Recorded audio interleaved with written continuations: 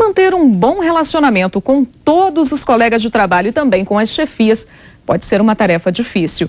Como se comportar é a dúvida de muita gente. Até que ponto deve ir a intimidade dentro da empresa? Quem explica é a psicóloga e coordenadora de gestão de recursos humanos, Patrícia Alvarenga. Bom dia. Bom dia. Até que ponto, então, deve ir essa intimidade? Quando a intimidade já é demais? A intimidade passa a ser demais a partir do momento que eu não tenho respeito pelo outro. Se eu estou dentro de uma organização, principalmente dentro de uma empresa, eu tenho que respeitar o meu nível hierárquico mais alto. E ali eu não posso misturar a amizade com a minha chefia. Ali ele está trabalhando, meu resultado é produtividade e não a amizade ali dentro. Mas é difícil ter essa noção para muitas vezes. Muitas das vezes. E às vezes as pessoas utilizam até a internet como forma de uso, de mandar um e-mail pessoal falando o que está acontecendo. Sendo que hoje nós sabemos que o meio internet dentro de uma empresa é voltado para a empresa e não para os fins pessoais de cada pessoa. A questão das fofocas, das conversas de corredores também. Porque a partir do momento que eu abro a minha intimidade, eu começo a olhar sobre a minha privacidade. Então a minha privacidade fica aberta. Então se eu comento com um, o outro comenta com o outro, que comenta com o outro, e de repente uma determinada informação que era só para uma pessoa passa a ser de todos. E aí a fofoca e o clima da empresa se torna negativo. Aquelas pessoas que gostam de contar piadas, de ser mais engraçadas, de contar casos da própria vida, isso pode ou não pode? Até que ponto isso é legal? Pode, mas desde que seja com limite. Ele tem que saber que ali é o momento que ele tem que produzir e não um momento de confraternização. Ali vai ter um momento que pode acontecer de 15 minutos, 10 minutos de um café, mas ele tem que pensar além disso. O que eu fiz hoje no meu trabalho, que eu produzi para a empresa, pelo rendimento que ela me paga.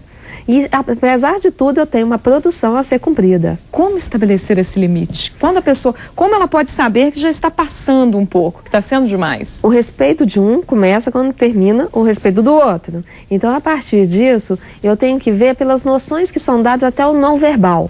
A partir do momento que a pessoa volta para o computador, então ela está falando para com isso, agora não é o momento. Ou uma chefia que de repente fala assim, stop, agora é a hora da gente estar trabalhando. E momentos que a pessoa começa a ver a intervenção dos colegas mesmo, que percebem isso. Agora, algumas pessoas têm a necessidade de desabafar com algum colega, de conversar mais. É possível escolher uma pessoa no trabalho para ser mais amiga, para poder ter essa intimidade? No mundo como um todo, nós temos as pessoas que têm maior nível de afinidades. Isso é normal em qualquer grupo. E a partir do momento que eu vou buscar pessoas que têm mais afinidades com meus valores, crenças e culturas. Mas eu tenho que perceber, antes de mais nada, a empresa que eu trabalho, qual a cultura dela? É uma cultura que permite namoro dentro da organização? É uma cultura que permite que tenha essas relações mais humanas? Ou uma empresa mais rígida que tem seus valores e crenças voltados à produção? E o que a pessoa deve observar na empresa para chegar a essa conclusão? A primeira coisa é ela chegar e descobrir, perceber, observar como é a empresa, quais são os valores da empresa, qual a conduta dela, qual o regimento interno. Algumas empresas hoje têm um regimento interno que a pessoa assina falando que naquele momento ela estará desenvolvendo, que a internet é proibida para fins pessoais. Então ela já está se posicionando que esses vínculos afetivos não são bem-vindos dentro da organização. Agora, e quando a pessoa já chegou num ponto, já deu muita liberdade, já tem mais intimidade com as pessoas e quer voltar atrás? Isso é possível? Como ela pode fazer isso? A partir de uma reflexão muito forte a respeito do que ela está sendo e como ela está sendo vista pela organização. Muitas das vezes eu falo, as pessoas são contratadas pela competência técnica e a maior nível de desligamento que acontece é devido aos problemas comportamentais. 95% dos desligamentos são devidos aos problemas comportamentais.